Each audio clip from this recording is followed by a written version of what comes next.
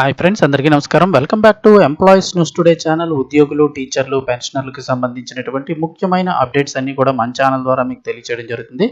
ఇక పెన్షనర్లకు సంబంధించి ఉద్యోగులకి సమానంగా ఉండేటువంటి ఒక అధికారానికి సంబంధించి సుప్రీంకోర్టు చారిత్రాత్మక తీర్పు అయితే ఇచ్చింది. ఇది ఒక రాష్ట్రానికి కాదు, దేశవ్యాప్తంగా ఇప్పుడు అమలు కాబోతోందని చెప్తున్నారు. దానికి సంబంధించిన వివరాలు తెలుసుకుందాం. వీడియో పూర్తిగా చూడండి, అలాగే తప్పకుండా ఒక లైక్ చేసి ఛానల్ని సబ్స్క్రైబ్ చేసుకోండి. ప్రభుత్వం నుంచి వచ్చే ఇంపార్టెంట్ అప్డేట్స్ అన్ని కూడా ఎప్పటికప్పుడు మన ఛానల్ ద్వారా మీకు తెలియచేయడం జరుగుతుంది. ఇంకా వివరాల్లోకి అయితే వెళ్ళిపోదాము. పెన్షనర్లందరికీ బిగ్ రిలీఫ్ అయితే వచ్చేసింది. డిఏ, డిఆర్ పెంపుపై సుప్రీంకోర్టు చారిత్రాత్మక తీర్పు ఇచ్చింది. ఇక ఉద్యోగులతో సమానంగా వీరికైతే ఇవి పెరగబోతున్నాయి. ప్రభుత్వ లేదా ప్రభుత్వ రంగ సంస్థల్లో పనిచేసి పదవి విరమణ పొందిన పెన్షనర్ల హక్కులను కాపాడే దిశగా సుప్రీంకోర్టు చారిత్రాత్మక తీర్పు వెలువరించింది. దీంతో ఇప్పుడు పింఛన్దారులకు బిగ్ రిలీఫ్ లభించినట్లయింది. ఉద్యోగులకు కరువు బత్యం అంటే డిఆర్ఎస్ అలవెన్స్, అలాగే పెన్షనర్లకు కరువు ఉపశమనం డిఆర్ఎస్ రిలీఫ్ ఇవ్వడంలో వివక్ష చూపించడాన్ని తప్పుబట్టింది. అది సామాన్య హక్కునైతే సమాన హక్కును హరిస్తుందని, ఎలాంటి వివక్ష ఉండకూడదని సుప్రీం స్పష్టం చేసింది. కేరళం స్టేట్ రోడ్ ట్రాన్స్పోర్టేషన్ కార్పొరేషన్కు చెందినటువంటి పెన్షనర్లు దాఖలు చేసిన పిటిషన్పై విచారణ సందర్భంగా ఈ మేరకు తీర్పిచ్చింది.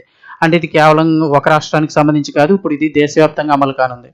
ఉద్యోగులకు డిఏ ఎక్కువగా ఇచ్చి తమకు డిఆర్ చాలా తక్కువగా ఇచ్చారని పెన్షనర్లు సుప్రీంకోర్టును ఆశ్రయించారు. ఈ కేసు విచారణ సందర్భంగా కేరళం ఆర్టీసీ సంస్థ తమ వాదనలు వినిపించింది.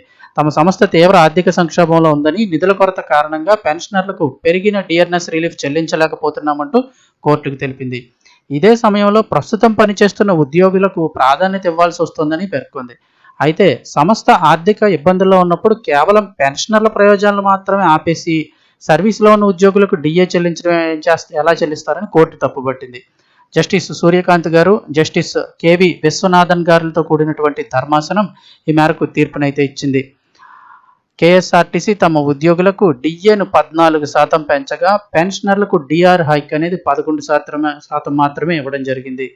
దీంతో పెన్షనర్లు కోర్టును ఆశ్రయించగా వారందరికీ అనుకూలంగా తీర్పు వచ్చింది. ఒకే సంస్థలో పనిచేస్తున్న ఉద్యోగులు, రిటైర్ అయిన పెన్షనర్లను వేరువేరు వర్గాలుగా చూసి ఒకరికి ప్రయోజనాలకు ఇస్తూ మరొకరికి నిరాకరించడం అనేది సమానత్వపు హక్కుకు విరుద్ధమంటూ ధర్మాసనం స్పష్టం చేసింది.